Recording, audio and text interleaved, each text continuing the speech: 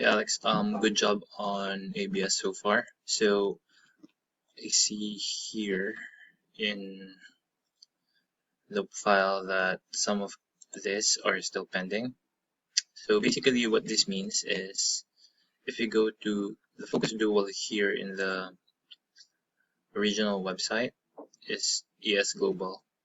As you can see, the texts are tabbed. Uh, they want us to do it in the same way. So basically these texts here should be in tabs as well, like as you see here. Next, banners. For the banners, can we use the banner that's already here and then use it on this page as well?